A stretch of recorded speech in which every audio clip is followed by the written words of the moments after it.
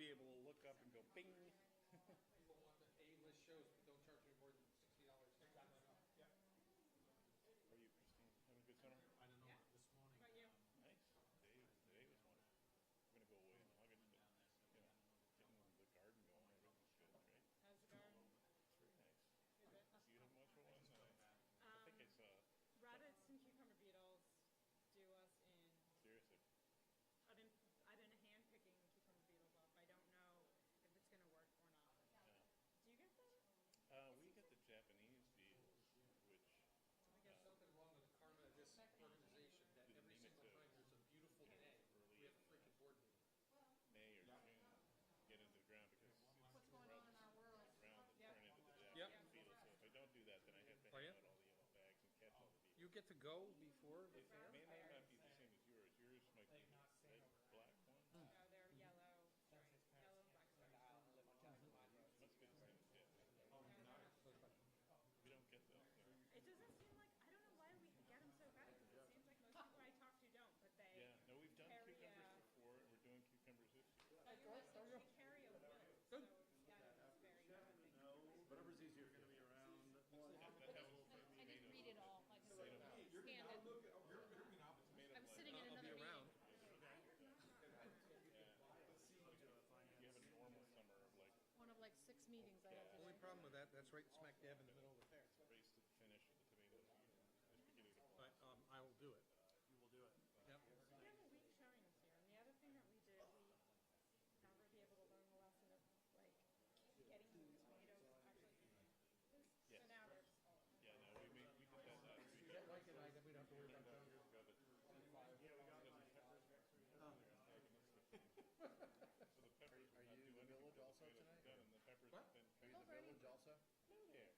Dan isn't here, I am. Down all the I I'm gotta trying to figure out what that was on your chart. we put It looks like a Ernie, hand, is but Dan this not a coming? finger. I'm sorry, Is Dan not coming? Dan is coming. Okay, so I'm not the village chair. How you doing? So,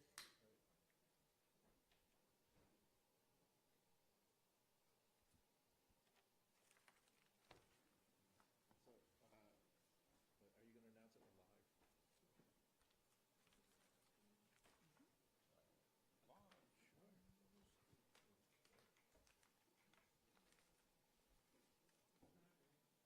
We're doing that now. Next we'll have a Twitter account. Well, Chris will start. I'm Chris Roy, I didn't hear that. I just want everybody to know that I'm gonna have at least one day to clarify any remark I make tonight. And I reserve the opportunity to issue talking points to clarify my point of view. You can change a couple letters, but Yep. I thought the New York Times was great today. He said that the president decided he misspoke. Just to He give you misspoke a one heads up. word. We're meeting with the rescue. Here is the whole transcript. You decide for yourself whether or not he misspoke. exactly. yeah. It was good. That was If you fantastic. take one sentence by itself, then Yep. And then we'll let you know. try to get rid of all the rest. That was priceless. Yeah, That was the best. That was the best New York Times editorial I think I've ever seen regarding the guy. Have to give a That- name? Yeah, right. Attach a name to him? Oh, it's gonna be interesting. They already don't like me very much. I know, that's what we figured. 'Cause it could cost you less money.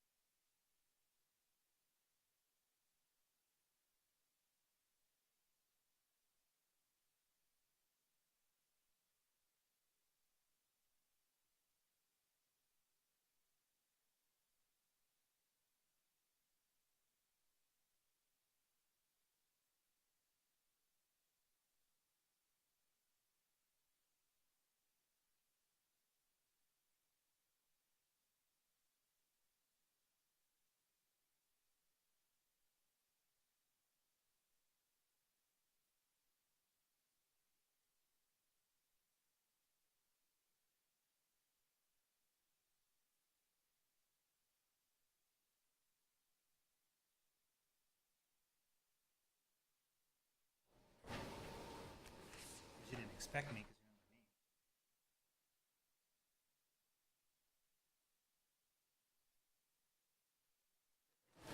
my name. I'll call to order the July 18, 2018 meeting of the Chittenden County Regional Planning Commission. I understand that we now are airing live on YouTube, so to start this era of live transmissions off, I'll say live from Winooski. It's Wednesday night. Somehow it just doesn't. Now I really want 24 hours to clarify my remarks. Good enough for the president, it's good enough for us There as you board go. members. Nothing on the consent agenda, deliberative agenda that's been called to order. Are there any changes to the agenda? Hearing none. Are there any members of the public who would like to make a comment on items not appearing on our agenda?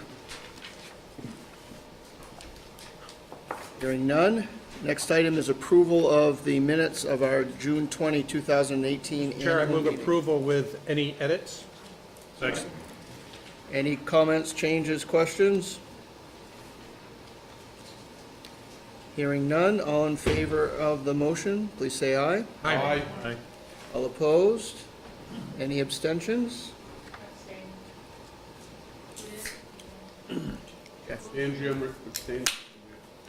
Mr. Chair, I noticed that the minutes did not reflect the comments made during the annual meeting that we were going to torture Andy Montrell to be the head of the Board Development Committee for the foreseeable future.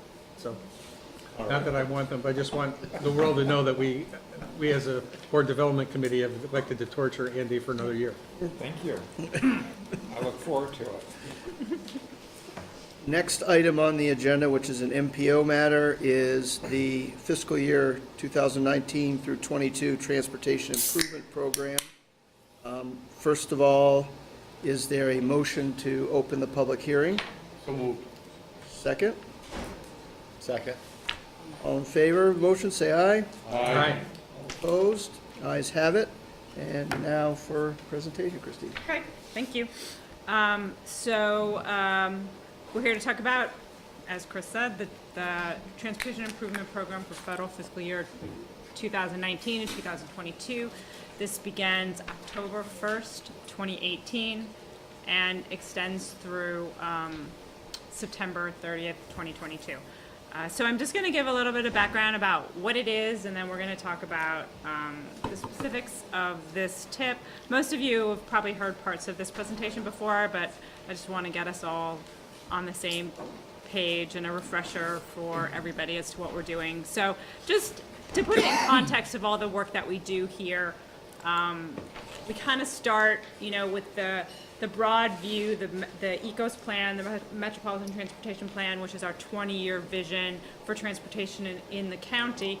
And from there, where we look at issues, maybe areas that we want to do some further development, we do planning studies, we do corridor studies, and then really from there get into more location-specific project scoping studies is where we really start to develop projects to address issues that are identified in the MTP and also in the planning and corridor studies. And then from there is the funding, is trying to get projects queued up to be funding, and that's the TIP, the STIP, the capital program.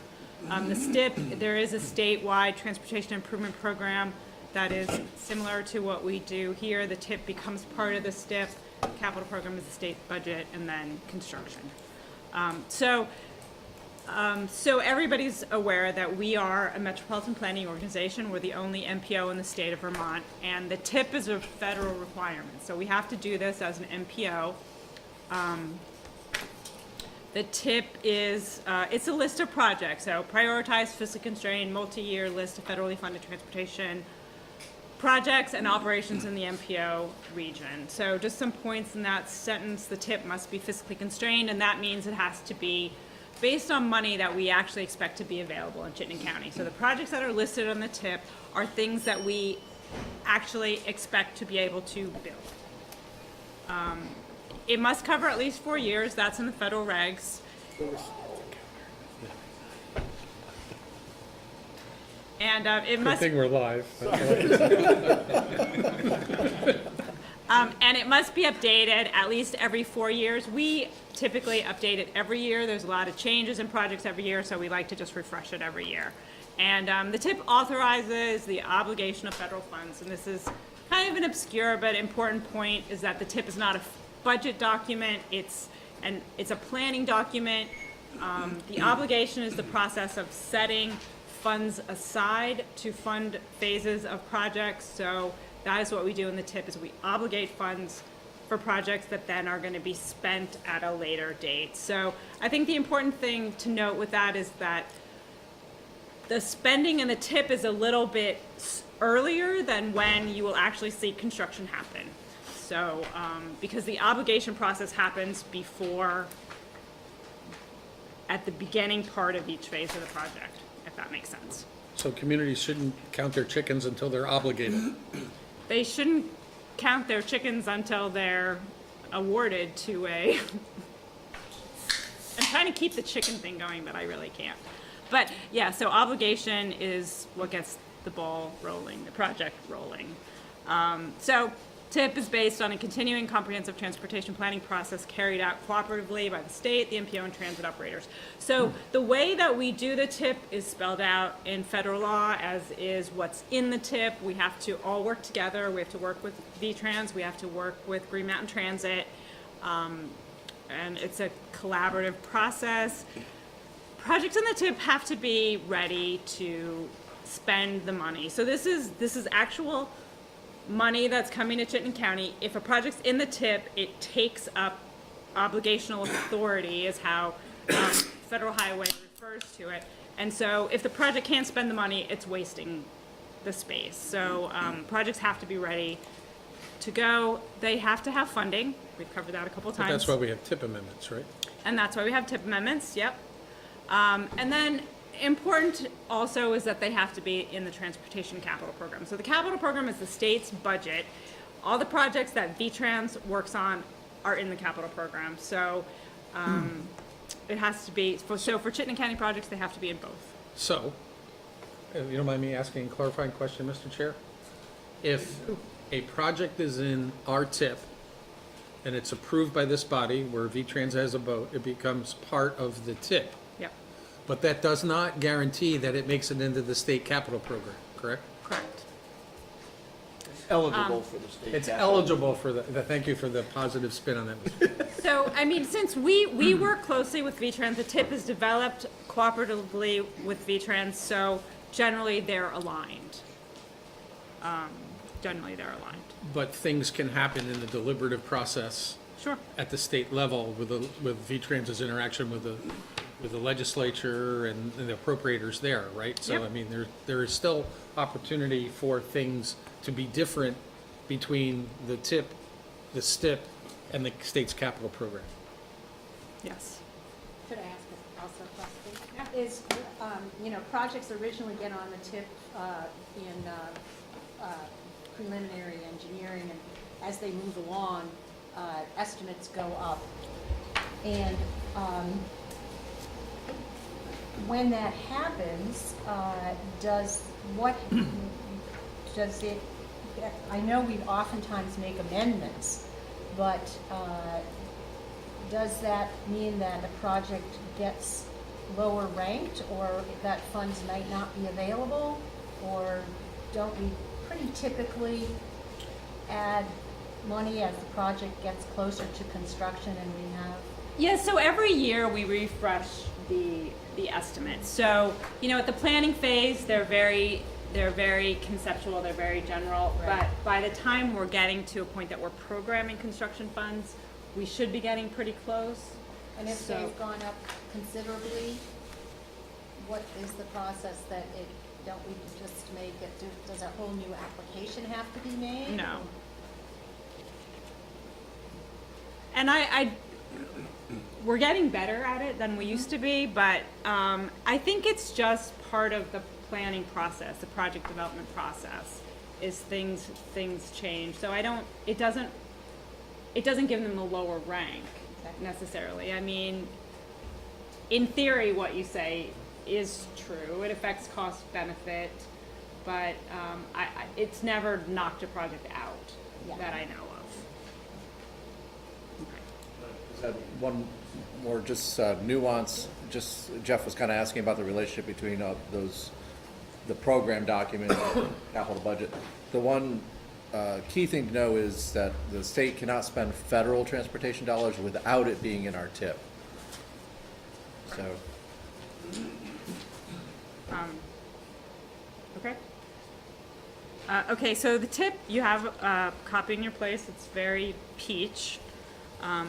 3 sections. There's an introduction, that's just some background information, what the tip is. There's a section here that's new about performance measures, which is just a little general right now because we're still developing those concepts, but we do have to weave the performance measures throughout all our planning processes, and one area will be in the tip. There's an adoption resolution, there's a glossary, and then there's a map. And I'll say a little bit more about the map in a minute. So section 2 is the list of the projects, and we'll talk about that again in a minute. Section 3 is some tables and charts and financial information, which we will also talk about in more detail. Page 1 of the tip, just very quickly, just to orient you, the projects are organized alphabetical by town. They have a CCRPC number that doesn't really have any significance other than for us. Project name, sometimes there's location information under the name if that's relevant. VTrans project number, if you had a question with VTrans, you would reference this number. Also the VTrans project manager if you wanted information from VTrans about the project. The important columns are these 4 columns. Those are the federal funds in each of the 4 federal fiscal years. These are federal funds only. They don't include state and local match. And then there's phases for the project, generally PE, preliminary engineering, ROW is right-of-way, and CON is construction. There are some other... And just to be clear for all of our live audience, viewers, when does the fiscal year start and end, and what year goes with what? So fiscal year 19 begins October 1st, 2018, and ends September 30th, 2019. That's So the federal fiscal year, federal fiscal year. not the state fiscal year. Not the state fiscal year, correct. And then on some other pages that aren't shown here, there might be a note here that says, the most common note says funds to be obligated in FY18. We're currently in FY18, so that means if that were the note, there would be no dollar amounts here. That just means that the project is supposed to be finished this year. There's some circle alternative comments in the bottom in some places too. If you see any comments that you have questions about, then you can let me know. And then this double line just separates some other project information. There's the total cost information here that includes the state and local match. Federal funds obligate, so these are a little bit of an oddball, these 2 columns. The federal funds obligated through FY17 means that that's the money that was spent through September 30th, 2017, so that's last year. And then this 18 is the current federal fiscal year. So if you added these 2 columns together, you would have the amount that was spent prior to FY19. I know it's a little bit confusing, but if you have questions, then ask me, please. Use category, we divide the projects into use categories, and I will also talk about that a little bit more in a minute. Funding source and funding shares and comments, and remarks are just additional project information that may be relevant.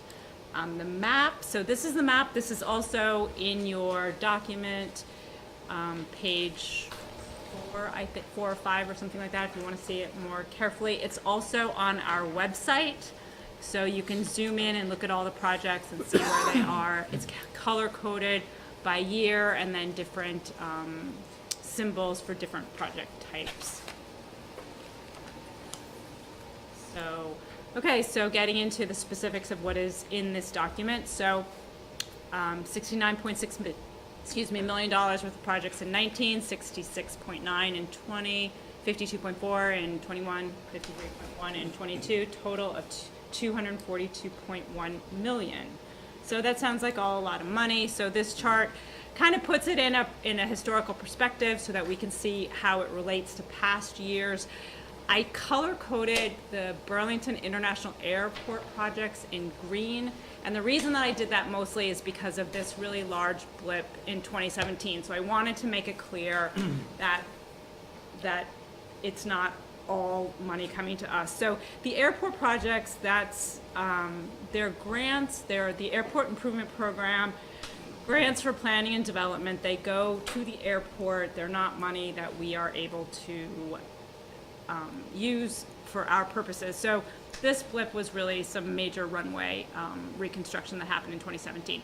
So other than that, if you look at the blue columns, we're kind of going a little bit up, and we had some high years in 17, 18, and then the 19, 20, 21, 22 are a little bit more in line with where we've been in the past. So an important thing to note from this chart is that the projects in the TIP, the TIP is developed based on projects being ready to go, and that's why there's a lot of variation. We don't have a set dollar amount that we program to, but VTrans is working on a lot of different projects and bringing them forward. So rather than hold it to one level, we do this up and down funding to just consider the availability of, or the readiness of projects, I should say.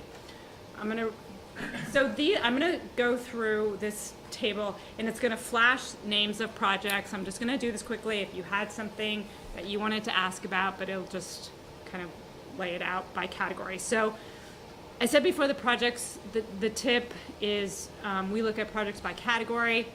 Aviation, we talked about that before, 13.4% of the total in this TIP, 32.5 million. Combination of airfield projects, noise mitigation, and terminal and air apron projects. This is based on the eligibility for that airport improvement program category that we talked about. Christine, do you know much about the actual project? I've been admiring it from afar, but I haven't actually asked the question about I see a lot of the sewer vaults or whatever that are seemingly going to be embedded somewhere near the runway, and then it talks in here about glycol treatment. Will that, do you know, be done down that end? I don't know a lot. I don't know a lot of details about And that. recovered there? I would assume, it looks like they have sort of a self-contained recovery system. Yeah. That money goes through us, but it basically is a pass-through. We don't have any say in it, and we have to include whatever it is. Talk to Gene Richards. Bike ped, this is the largest number of projects on the TIP in a category, 18 projects, but it's only 2.5% of the total. These are grant projects, mainly bike and ped grants and transportation alternative grants. We've noted before that the transportation alternative program is going to Stormwater, I believe, for one more year. So these are older projects. Sidewalk grants, that was a program that CCRPC used to have that we don't anymore. And then there's one circle alternative sidewalk project on the TIP, 6 million. Bridge preservation, 8 projects here, 14 million, 5.9% of the total. Mainly state bridges. The bottom 2 are interstate bridges, and there's one town highway bridge, Bridge 32 on Camel's Hump Road. And the number in parentheses is the year that they're scheduled to go to construction right now. Intermodal, 1 project, Williston Park and Ride, and that is supposed to be under construction next year. New facility, major roadway upgrade. This is category only 6 projects, but it is the largest dollar category on the TIP, 24.7% of the total, 59.9 million. Champlain Parkway, exit 16, exit 17, exit 12, Crescent Connector, and Market Street. And I'm gonna say a little bit more about this category in a minute. And all of these so Champlain Parkway is supposed to be under construction next year, exit 16 the year after. Crescent Connector is supposed to start this year, Market Street next year. Paving, 6 projects, 20 million, 8% of the total, Vermont 117, Vermont 15, some I-89 paving. The US 2 in Williston is just a resurfacing. It's not a major reconstruction like the other US 2 paving that happened last year. Roadway corridor improvements, only 1 project in this category right now, Susie Wilson Road Corridor, and that is scoping, so we don't have a construction date for that project yet. Safety, traffic operations, and ITS, large category of projects. These are interstate and signal projects, 15 projects at 17% of the total. And this is an important category because it keeps It helps us keep the intersections moving, which is important goal Some of for those look like CSRPC. circle alternatives. And some of these are circle alternatives, and I think I have a list of that too coming up. The circle alternatives are Blakely Road, Laker Lane in Colchester, Prim Road, West Lakeshore Drive in Colchester, Severance Corners, 117, Holston Road. I believe that's not a circle alternative. Vermont 15 Sandhill is I don't think that's US circle alternative. to Industrial Avenue, Mountain View, and Vermont 2A James Jordan Drive. Yep. So transit, 23.9%. This is a combination of formula funds that come to Green Mountain Transit based on them being a transit operator. New services that are funded with congestion and mitigation and air quality funds. There's FTA grants that GMT has applied for, and then elderly and disabled programs. And the last category, Stormwater Environmental. There are 15 projects here. They're generally smaller projects, so 1.7% of the total cost. These are mainly two VTrans grant programs, the Municipal Highway and Stormwater Mitigation Program and Transportation Alternative Grants. So this pie shows everything that I just said in a pie format. So the blue on the left side are all kind of a combination of the roadway projects. 51% of the total goes to these categories. So the highest amount goes to that new facility, major roadway upgrade, and the next highest is transit. So at the TAC meeting, there was a conversation about that new facility, major roadway upgrade, and how high that is, and how does that relate to our history. So I put this chart together, which I know is really very busy, but what I want you to notice is the bottom. So these are all the categories going from 2000 all the way up to 2017. And I think the first thing to note from this is how much everything changes year to year. The funding by category is very variable.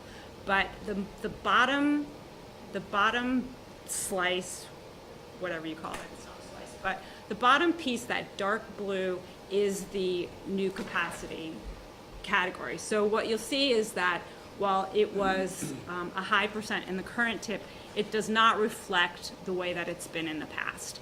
And it's generally quite low, but it was high in that period of 03, 04, or 05, 03, 04, 05, 06, and that was when we constructed Shelburne Road, Kennedy Drive, the Winooski Downtown Project. There was funding for the Cirque Highway, for Champlain Parkway, so that created that blip. But for the most part, it is a goal in our plan to maintain the existing system, and that is in fact what we do. So Is the Champlain Parkway a big part of the new capacity that we got in the current tip? yes. Like, it's probably more than half of the new capacity all by itself, right? Cost. In terms of total cost. It's like 10 mil.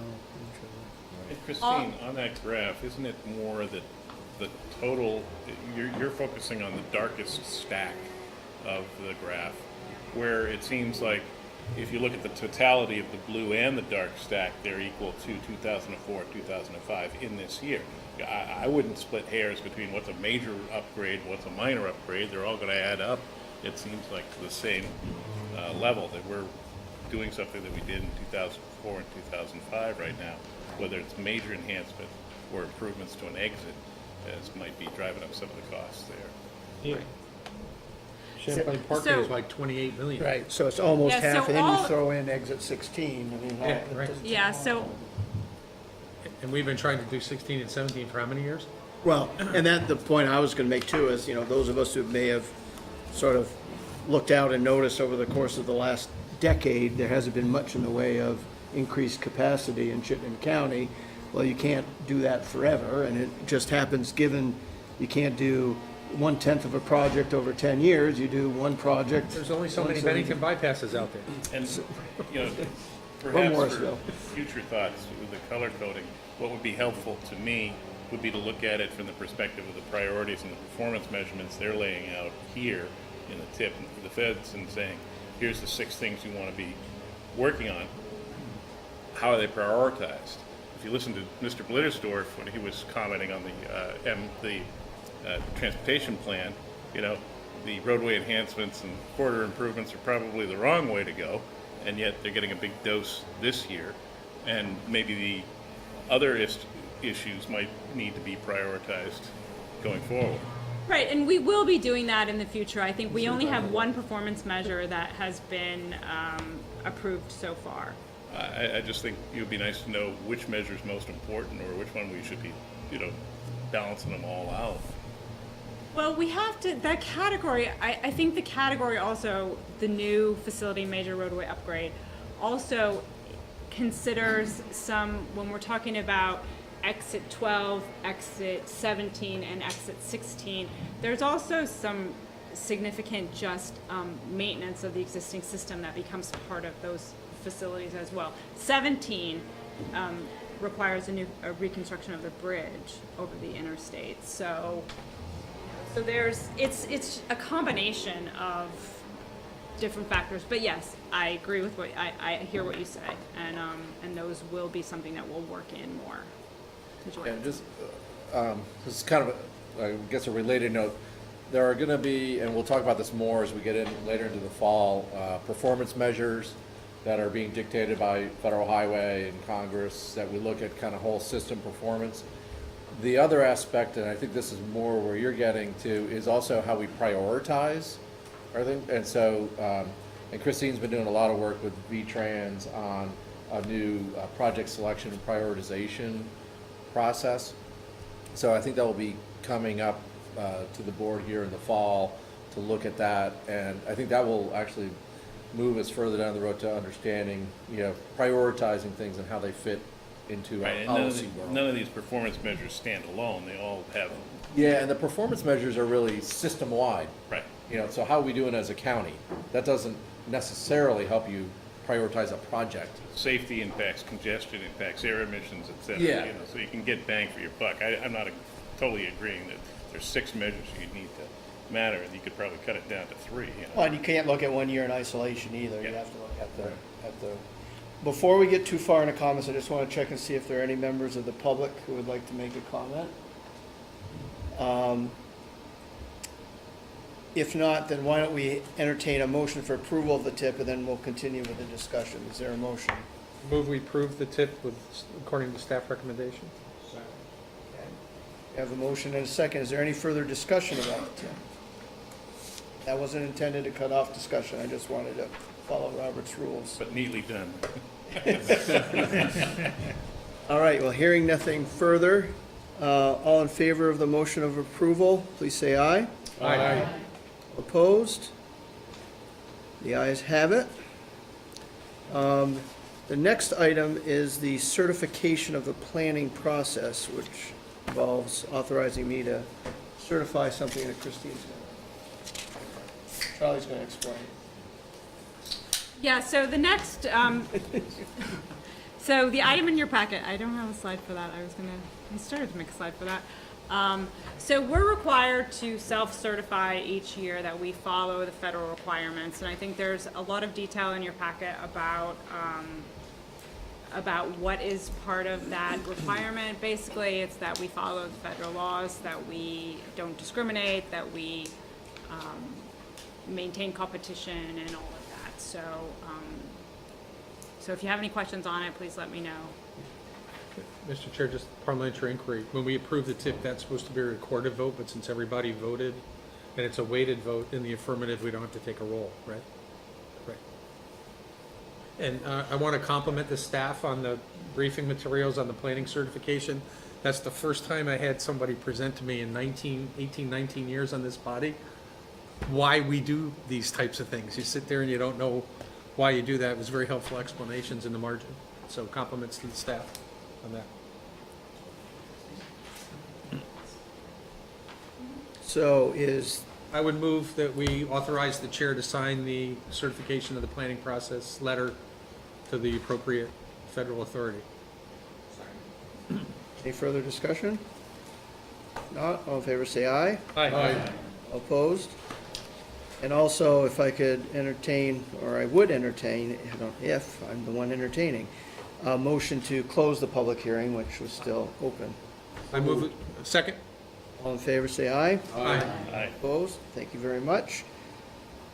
Next item on the agenda is the fiscal year 19, which starts July 1 for us, correct? Schedule of meetings, and there is a proposed schedule of executive committee and full commission meetings, as well as the regular meeting times of various committees. There was one change that was made by the executive committee in their recommendation to the full commission at the meeting that took place before this meeting, and that is to change the executive committee meeting scheduled for September 5, 2018 to August 29, 2018, and that is due to some quorum issues on September 5. So the recommendation of the executive committee is for the proposed set of schedules with the one change of September 5 to August 29. Is there a motion to approve the schedule? So moved. Is there a second? Second. And is there any discussion? Hearing none, all in favor say aye. Aye. All opposed say nay. The ayes have it. The next item is solicitation and appointment of members to serve on fiscal year 19 committees, and I'll hand that over to Charlie, I guess, right? Sure. Every year, we kind of just do a review of committees and who's volunteered or been appointed, even if you didn't volunteer, to be on a committee.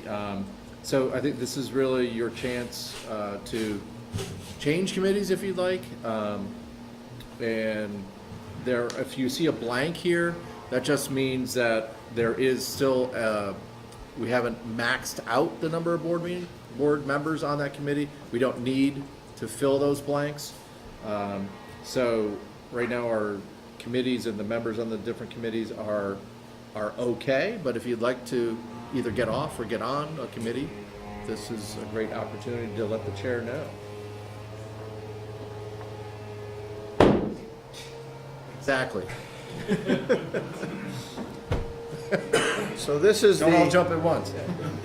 and certainly to the extent on the drive home you suddenly have an epiphany and decide you want to serve, we will accept your interest after this. This is the squirrely process in our bylaws where the chair establishes and appoints committees and members with the concurrence of the full commission. So if there could be a motion of concurrence with the chair appointing the committee members as shown on the July 18, 2018. With additions or subtractions as indicated. So I'll do that, Bernie. All right. We have a second? I move to give the chair the authority to appoint members to the committee. I know that the vacuum. He was- doesn't have to, he's just concurring. The motion Concurring, is to yeah. concur. I'll second that. Well, the vacuum was making it hard to hear. I'll concur with you, Colonel. Any further discussion? Hearing none, all in favor say aye. Aye. Opposed? Next item, guidelines and standards for reviewing Act 250 and Section 248 applications. Emily will help us out with this. Does everybody have a copy, or would it be helpful for me to bring it up on the screen? We all have copies. All right. Great. Let's not turn this into, So, what you have in front of you is largely the same as what you saw, I believe, at your May board meeting. So, just to bring everybody up to speed again, we have two processes outlined in here. One of them is our process to look at Act 250 review, and we're suggesting not really to change that based on changes that were made to our EGOS plan. We'll continue to be focusing that review on land use and transportation specifically. And then our Section 248 review process is proposed to be changed in here. We discussed this at length again in the May board meeting. And what you got in your packets is, all the track changes are the changes that have been made throughout this process. The highlights in yellow are specifically changes that have been made since that meeting. So either based on comments that we got from you or a couple clarifying questions that we got from our Planning Advisory Committee. So, just going through those really quickly, on page 4 is the first change, basically just clarifying substantial deference and our process for commenting with that. Also clarifying that we review both advance notices and petitions. And then clarifying that we'll continue to be working with municipal staff as we're going through this process and making sure that we're getting the town or the city's views on whatever we're reviewing.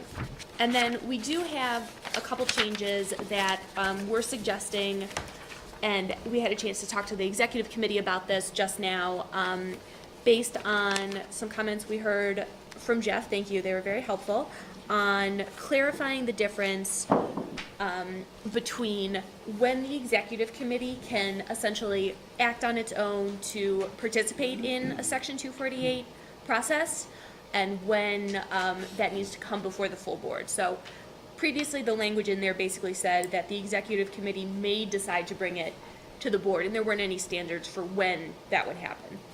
And so we do have these standards outlined in our Act 250 section of this policy, and basically what it says there is that if we're saying something good, we're saying that the project is in conformance with the regional plan and it's, we don't have any concerns about transportation, then the executive committee can go ahead and approve that letter and we'll send it in. If we're saying that there's a problem with the project and we're trying to stop or register negative comments about the project, then that's when the full board would get involved. And so essentially what we are proposing to add here, and this is what you have in front of you with the green highlights.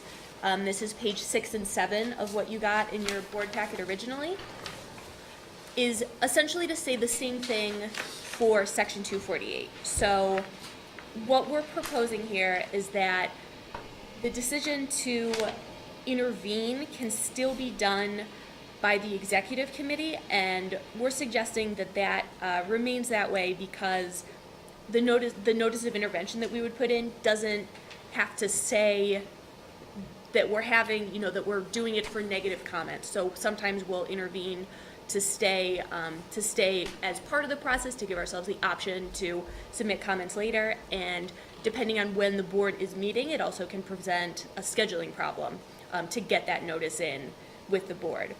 And so what this language is proposing is that the board has to take action if we're submitting something that, again, says something negative about the project. Shoot, sorry. No problem. All kinds of noises tonight. So, yeah. There's another dimension to this, we empower the executive committee of our organization to do lots of things, and in the interest of efficiency and dealing with routine matters that don't rise to the level of board consideration.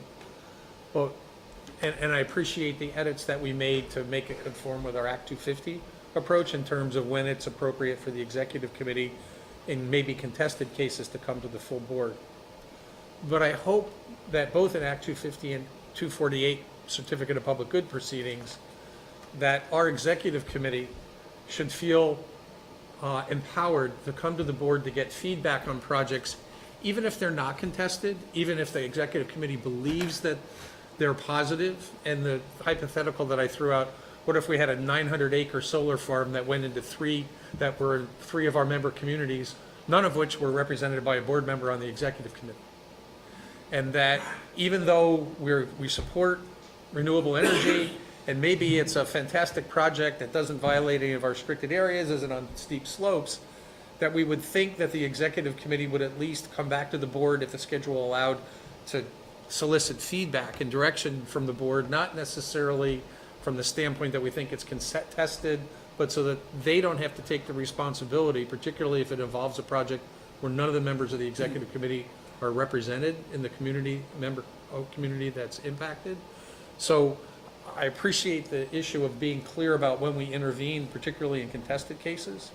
But I would hope our executive committee will feel comfortable, as they always seem to be, coming to the board on issues that maybe are significant but not necessarily contested, just to get feedback from the board in terms of how we're executing and serving our member communities. And so this was to me, very executive board centric, and not that our executive committee would become a junta or something like that. We just wanted to make sure that there was a sense in our writings, and even if they weren't formally encased in this language, that there would at least be some informal protocols where the chair might suggest to the executive committee that we should at least inform the board, even if it's an informational item, and solicit feedback. No, and that's helpful. I mean, the tension here, of course, is there are times when deadlines would necessitate quicker action by the executive committee, but especially in the PUC context, you get your pre-filing 45 days ahead of time, and if there's a project of significance that implicates concerns, which may or may not ultimately lead to intervention, but is of a scope and nature that it's worthwhile to take, and have the entire commission weigh in, I agree 100%. And so this is an effort at encouraging them, not saying you can only bring it to the commission under these circumstances, but you absolutely do have to. And in fact, what we had discussed is the scenario where, because of a deadline, we get an appearance or intervention in, but then bring it to the commission with the ability then to withdraw it if ultimately the commission decides otherwise. So we had that discussion. I was thinking of it more lines, that we do support renewable development. So, I mean, you come across here and you read all this stuff, there is a lot of red in this language, but I realize we're going into an area we've never been before. Any further discussion or questions? I guess just to clarify, that isn't an edit to the text that you think needs to be made additionally to the No, what's highlighted. but I on the wanted page. to have in the record, in the minutes, a sense that those two weren't the only means by which the executive committee would come back to the board. And with that understanding, I'd move the staff recommendation. Second? Second. Any further discussion? Hearing none, all in favor say aye. Aye. Opposed, say nay. The ayes have it. Now we're going to move on to guidelines and standards for confirmation of municipal planning processes and approval of municipal plans. Now that Guideline is a meeting. catchy agenda item right there. This is the guideline meeting. So, still me. And it gets even longer. The title is even longer in this revised document. So, what we're doing here is looking at the process that municipalities will be able to go through now that we are, fingers crossed, going to have our own determination of energy compliance on the ECOS plan as of August, hopefully. We'll now be able to give this same determination to municipal plans that have followed the same energy planning standards. So this is really, I think, an example where there is there's been quite a lot of text added to this document, but it doesn't, it can be summed up pretty quickly. So in the memo that was included with this, essentially what we're doing here is proposing that there are really 4 additional steps that a municipality can choose to take. So as a reminder, enhanced energy planning is not required of municipalities. They can still have a regional plan that's approved and confirmed by us.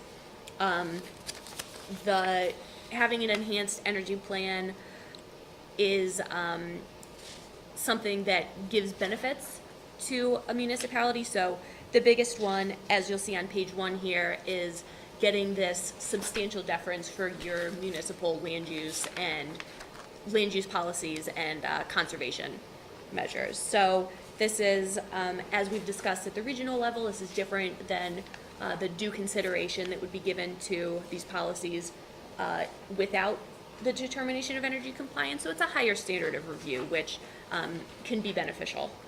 We think, not that there's no case law about it. So hopefully it'll be beneficial. Now, at this point, we aren't looking for any action by the commission. This is the first time you've seen this. This is an opportunity to raise any questions or comments, and then over the summertime, if there are comments that come to mind, providing them to Emily or Regina. Are there any questions or comments at this time? Yes, Jeff? Two things. Number one, thank you, because I was the one that answered about how we're evaluating municipal plans, so I appreciate the clarity on that. And secondly, my question is directed more at the executive director. Between this and the previous agenda item, this is a load of work for us as an organization. And normally, I like to ask the question when I see an expansion of what we're going to do put into writing. A, do we have the source of funding to support it? And B, is this new amount of activity between both of these agenda items going to replace anything in what it was we were doing prior to accepting and taking on these responsibilities that are, clearly, if they're replacing lower priority items, it's the right thing to do. But is it in any way going to affect the way we support our municipalities or anything like that? Because I'm assuming that this is all going to be coming out of the ACCD planning grant that we get. And I know that we've been ramping up, but this just seems like a lot, and I just want to make sure that it's not making it difficult on you for staff resources and also financial resources to execute on these responsibilities. Yeah, thanks for bringing up that question. And it is definitely a shift. And for better or worse, in both the 248 and energy planning work, we've obviously been doing a lot more of that work the last couple of years. The state did provide through the Public Service Department funding for some of this energy planning work and for assisting municipalities over the last couple of years, and they've committed to one more year of assistance for FY19 to assist municipalities in doing the energy planning work. Assuming that all gets done within that, and the other thing I think that has happened, and you're right, is that we are budgeting more of our ACCD contract for this kind of work, for the permit and CPG review for 248, and realizing that we're going to need to spend more time with municipalities on their energy plans. So that's what I was calling, that's a shift in work. It didn't specifically knock something else out because we're really working with municipalities that are interested in doing this work right now. In the long term, it does mean we have less time to maybe help with some other kinds of bylaw issues or plan issues because we're spending time on this. So some municipal assistance type work that we Right. do, and Yeah, and realistically, we do try to address every demand we get, and if it doesn't fit right now, we're often in a situation of saying, well, come back to us in a few months and see, maybe we might be able to help you once we get over this little peak. So please let me know if you feel like your town is not getting something that you asked for, but by and large, I think we've been able to accommodate all the requests we've been the getting. broader issue is going to be, as this happens, and then the next issue du jour comes, or something like that, pretty soon we're going to be cutting into Yeah. court services. And so if we can just keep our eye on the ball on that, and if we need to bring it to our attention and then we need to take it to the proper people at ACCD or somewhere else, we should do that, and we should do that with our other sister organizations. Yeah, I think over the course of the last few years, the energy component and the water quality component has been expanded significantly. And as the Chittenden County Regional Planning Commission, we're hip deep in all of that. And once sort of that transition is made, I would expect that this RPC and the others are then going to evaluate how that's affected and will affect going forward their administration and operation, and see if there are long-term changes that need to be made to recognize that, we've gone from doing this to doing this. Yeah, and I will say, both the legislature and whatever administration has been in place, I think has acknowledged the issues, and as I mentioned, they've been providing, this is the third year of energy funding. And the same thing for the water quality, you know, the basin planning work is more than it ever used to be, and they've been providing funding for that. I'm not gonna say it's totally adequate funding, but they have been trying to address the resource issue, and, you know, I think we'll keep working on that, Jeff, for sure. And I think the question will be, you know, once we get through this kind of cycle of municipal plan updates, you know, how does that get followed up with on energy, and is there more to do, and how does that get funded? These evolved, and then there'll be another issue that'll come up, that'll be a multi-planning effort, and pretty soon our staff is all tied up doing all that stuff, and we forget we don't have enough energy and staff to support our communities when they ask. And we will adjust, you know, I think that's, since I've been here, that's the one thing I know is that we'll evolve and shift. You know, it's definitely different than it was when I got here. It'll be different a few years from now. So stay tuned, participate in the work program committee. We'll get into that next spring, I'm sure. That's what I really want to do. That was a general offer. Of course, you're always. Don't hold your breath. Yeah. All right, so any further discussion with respect to that matter? If not, we'll move on to the chair/executive director's updates. So there is, after all of that municipal plan content, there's a page I put in the packet that says recommendations for improving Vermont's permitting system, dated November 19th, 2014. Just ripe now. So I put this in here really in connection to letter B here, just to remind you that this board had considered recommendations for improving the permitting system. A couple things to note about that. One is, well, the first, why am I bringing this up? The legislature has formed this commission on the future of Act 250. They are having public forums around the state, and big correction here, it is not September 10th, it is on September 12th at the Elks Club in Burlington. They will be having the forum in this area. I don't know if they're having 10 or 12 around the state. Oh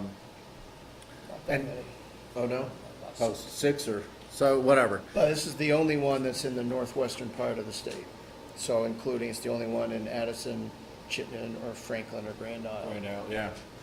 So, but there's a lot of legislators involved in this. This is a legislative commission. I know from Chittenden County, Senator Pearson is on this, and there's a number of other legislators. So there is at least a positioning that they are hoping to come up with some recommendations to improve, and they've been focused on Act 250. I want to make one point to you all, is that when you read the language of that bill that authorized that commission, it's not just Act 250. And if you look at our position here on these 2 pages, you'll notice it's not just Act 250 that we're talking about. And it was very purposeful that we talked about improving the permitting system, because a major issue in Vermont's permitting system and around Act 250 is the lack of integration of state and municipal permitting. And so I think that's one of the big themes that at least I'll be trying to work on.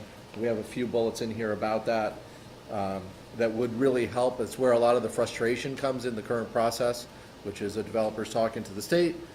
They hear one thing and then they talk to the town, they get, you know, pulled this way, and then they have to kind of bounce back and forth between state and municipal. There are other suggestions in here, some bigger, some smaller, but this is our guidance right now for participating in that. I invite you to kind of look at this, familiarize yourself with these points, and odds are pretty good that we may want to form, you know, a little working group or something to see and evaluate and react to what comes out of that commission and what is happening in the legislature next spring. So I guess that's a heads up. We may be asking for some volunteers to participate in this, and there's a chance to participate September 12th, and I'll definitely plan on participating that night and offering a lot of these points to that group. Sorry, that was a little more commentary than usual on one topic, but Yeah, and if I could, if I could jump in too, because typically Act 250 is the sort of a third rail with the legislature. Nobody wants to open that Pandora's box because they don't know where it's going to go. But this commission was formed on the 50th anniversary of Act 250, and there are subcommittees with a legislature assigned to each that have been looking into various aspects of Act 250 reform. They are conducting these public forums, and then there is going to be proposed legislation that's going to be coming out of this process. So we can anticipate this next legislative session, there being some real and earnest discussion about changes to Act 250, both in the areas of reforming it. I'm sure there will be suggestions to narrow it, and there will be suggestions to expand it. And we, as a commission, will want to start thinking about, again, as you're cogitating over the summertime, what, given the fact, again, as is always the case, we have a number of different communities that invariably have different views about those various issues. Is there common ground, such as the November 2014 paper, that we can agree in and advocate for as a commission? Are there other areas that we should be advocating for?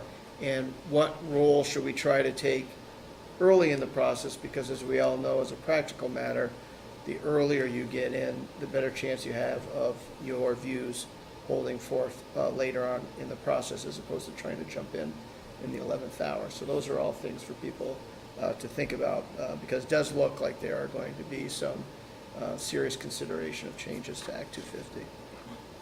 Our November 2014 document was effective in one respect. We now have 6 new TIF districts that can be approved, and one of them has. So that was one of our items on that. a couple items have actually moved forward. So. One down, 43 to go. And I want to also note, certainly feel free to touch base with me if you have some thoughts or about improving our position as a body. And also with Regina. Regina's been participating in a lot of working groups on this work, so please let us know if you have other thoughts or issues that are coming up, particularly from your municipality, that should be addressed.